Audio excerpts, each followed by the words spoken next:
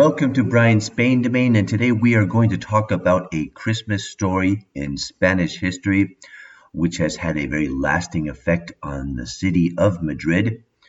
I'm talking about the Christmas Eve fire at the Royal Alcázar, which was the former royal residence before the building of the Royal Palace, which is the place that you see today in the city, and which attracts over 1 million, maybe 1.5 million visitors every year, and is considered to be the largest palace in Europe.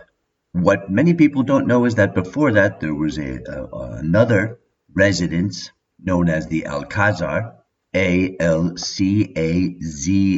Alcazar, which was originally a Muslim fortress. That's where the name comes from. And in Spain, there are several cities which have their own Alcázar. Some of them are quite famous. For example, the Alcázar in Segovia, that amazing castle there. Or there's another one in Toledo, which is a very different type of building. It evolved quite a bit over the centuries, but that has its own important history there. And another one in Seville. So there are 3 worth mentioning. And Madrid had its own. And this one was built in the 9th century. And remember, another thing that a lot of people don't realize is that Madrid, the city of Madrid itself, was originally a Muslim settlement. I mean, obviously, human activity has been there since before that. But the city that we know today, its roots start there. With the Muslims, it was a strategic location, allowing for control of much of the territory between the mountains to the north and Toledo. And so this fortress, this castle, was built there originally in basically the same spot that you have the royal palace. Then the Christian forces took this town back in the 11th century, and starting in the 15th century mainly, and the 16th centuries, especially when the Habsburgs dynasty took over in 1517, Carlos I, who was also known as Carlos V, the Holy Roman Emperor, began to transform the castle into a palace of sorts. And his son Felipe II, the one of the Spanish Armada fame, made a lot of changes to the Alcázar, adding facades, a tower, several towers, I think at least one called the Golden Tower, and balconies, rooms, corridors, galleries. It became quite a residence. However, it was sort of a Frankenstein of a residence because it was just sort of pieced together. So what you had by the 18th century was this historic building that, from a practical standpoint, was maze-like, architecturally chaotic, and also, because it was so outdated, it was basically a heavily wooded structure just waiting to go up in flames. By the time the Bourbon dynasty came into power around 1715, Felipe V, the new king, moved into what it was basically a sprawling palace complex, but it was also a symbol of an older era when the Habsburgs were there, who had a very different vision of what a royal palace should look like. Remember, Felipe was born in Versailles. He was born and raised there. So he obviously had a very different vision of what a regal home should look like. And this was definitely not up to snuff. He made that clear.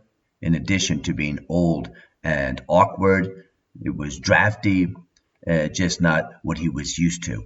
And there were some initial plans for making a new one, a new palace altogether. Anyway, the night that we're talking about is December 24th, and the year is 1734. It was a cold Christmas Eve, and disaster struck. A fire broke out in the palace, and the alarm was sounded. It was detected around just after midnight, about 12:15 in the middle of the night. And the church bells were sounded, which was the traditional way of alerting the people of a fire. This was true in many parts of the world. But what was the problem here? It was Christmas Eve, And traditionally, at midnight, you have a mass, a special service called Midnight Mass. And so when the people heard the bells at first, they just associated it with the churches notifying the people that it was Christmas and that there would be Mass. So that delayed the reaction time. So within hours, flame and smoke engulfed the aging timber and plaster of this massive Alcázar, and the fire went on for days. Now, one good thing is that the royal family was not there that night. They were in a palace nearby called the Pardo, that still exists, and much of the service was not there, so there weren't many people in the palace at the time, and that certainly reduced the number of casualties. Only one woman died. Unfortunately, the one woman did die, so that was sad news, but I guess it could have been worse. When they talk about the rescue efforts taking place in the palace, most of it centers around getting the oil paintings out before they go up in flames. At the time, there were approximately 2,000 paintings there. The Habsburgs had an excellent taste in art and collected some of the great works of the day. Of those 2,000, many of them were rescued, but approximately 500 were lost. All the same, the heroic efforts by the people there, and I guess because the fire was slow to develop at first, gave them enough time to save many, many important works, including probably the most famous painting at the Prado Museum today, Las Meninas by Velázquez, that was successfully removed by someone, and that was a big save there. Now, anyway, as I was saying, the fire raged on for 4 days, basically gutting the palace so completely that the remaining walls were unsafe and were eventually pulled down, and plans would be made to build a new one. Now, before we get to that, let's talk a little bit about why this fire took place. Obviously, no one really knows. Now, the Alcázar fire sparked, pun fully intended, a debate about what caused the first spark, which is generally attributed to negligence. At the Jean Rank's, the court painter, workspace, his room, who was not there at the time, but the rumor was that the servants were making merry, making the most of the absence of the members of the court, and things got a little bit out of control and started to fire. However, there has been some debate as to whether or not that's true and whether or not it was entirely accidental. Some courtiers later claimed, and historians too, that Felipe's distaste for the old Alcázar, he considered it dark, cramped, and outdated compared to the great and grand French palaces he knew in his youth, made the fire an opportunity rather than a tragedy. Nonetheless, even though there's no hard evidence of deliberate arson, the notion does grip the imagination, and who knows. As we were saying, that this palace was ill-suited to contemporary tastes and needs, and even though it had some history to it and some excellent artwork being housed there, the place itself in general was both aesthetically and functionally lacking in many ways. So Felipe made a bold decision. Instead of rebuilding the old fortress, he decided to build a new palace, a monument not of medieval walls, but of Baroque classicism, fit for a modern Bourbon monarchy. Now, this was not the first time it would happen under Felipe's reign. Over on the other side of the Guadarrama Mountains, just to the north of Madrid, there used to be another palace that was not far from Segovia, and it was popular with the Habsburgs. It was the Palace of Valsain, Valsain, that's the name of the town. And that palace also suffered from a fire and burned down in 1682. While the last Habsburg king, Carlos II, was reigning, the royal residence remained in ruins due to a lack of money and interest, at least, but probably money more than anything else, when Felipe took over. And he thought about rebuilding it, but instead he decided it would be too much of a mess, and he wasn't a fan of the old design, which would have reminded him of the Alcázar in Madrid. So he started over in 1720 with the impressive and elegant La Granja Palace, which is well worth the visit. It has the town itself is amazing, San Ildefonso, as well are the gardens next to the palace. The whole place is really great. You can actually see what is left of the former palace in Valsayn, which is not far from the La Granja, about 10 minutes away. There's not much there, but it's sort of interesting to see what they've done with what's left of it. A bit depressing, to be honest with you, but it's interesting to see that there was an old palace not far away, and there are some remains there, for those of you who are really interested in the subject.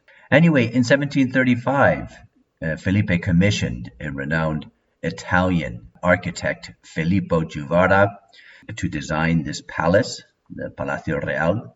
Juvara was a celebrated figure in European architecture with grand visions influenced by Bernini's plans for the Louvre and the sweeping axis of French Baroque design. Construction began in 1738 on the same site as the old Alcázar, just above the Manzanares River, which is the river that goes through Madrid. Felipe insisted that the new palace reflect Bourbon ideals of power and elegance. He definitely emphasized more light, more space, more dignity, basically three features that the former Alcázar was lacking. Now, tragically, Juvara died before his grand design could be fully executed. His disciple, Giambattista Sacchetti, took over, adapting Juvara's broad plans to sort of a tighter, slightly tighter design, elaborating them into a palace organized around a large square courtyard and noble facades. Work continued through the 1740s and 1750s. By 1751, the main structure was largely complete. The outdoor sculpture and decoration continued through the end of that decade. And then finally, in 1764, King Carlos III made the palace his home for the first time, making it the new official royal residence. By the way, for the most part, the royal family during these decades lived in the nearby palace of Buen Retiro, the Retiro Palace, which was on the other side of town. And today, there's not much left of that original palace, but what is left is the famous Retiro Park, which used to be the gardens for that palace.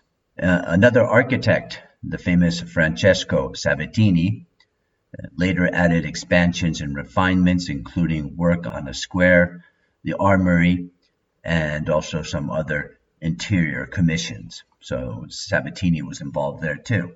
This new royal palace of Madrid, which you can see for yourself, was more than a royal residence. It became a symbol of Spain's rejuvenated monarchy. A new dynasty had come into town with new ideas, many of them ideas of grandeur. The same thing happened to many parts of the city of Madrid.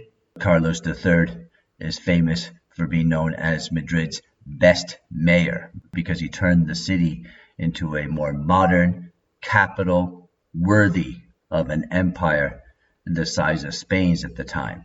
This palace, this new palace, was made with stone vaults and not as much wood where possible. And that was done intentionally to resist the very catastrophe that destroyed its predecessor. And over time, it hosted kings and queens, statesmen and ambassadors, even dictators, although the reigning family now resides elsewhere. The last king to live there was Alfonso XIII, and he left in 1931.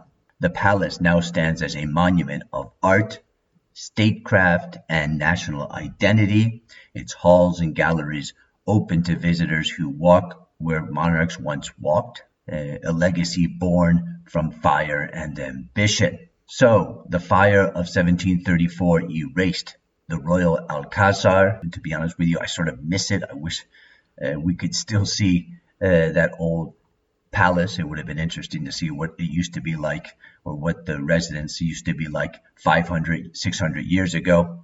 But it gave birth to something new, one of Europe's greatest palaces. So in a certain way, this Christmas story, this Christmas Eve blaze, stands as both an end and a beginning, a change from an old dynasty to a new one, and an attempt to make Spain great again, to use a modern term. Anyway, that'll be all for this podcast, brought to you by Brian Spain Domain. Please feel free to leave us any comments because we love the feedback. You can subscribe to our podcast on Spotify, Amazon, and Castos. Or if you wish to support Brian Spain Domain, we'd greatly appreciate it. We work very hard to provide you with the best information about Spain, Spanish history, and Spanish culture. You can do so by clicking on our PayPal donate button, or if you want to have access to absolutely all of our podcasts and support us regularly, you can check us out on Patreon at the link provided below. You can also check us out on at our YouTube channel and support us by subscribing. Stay well, stay safe, have a happy new year, and hasta pronto.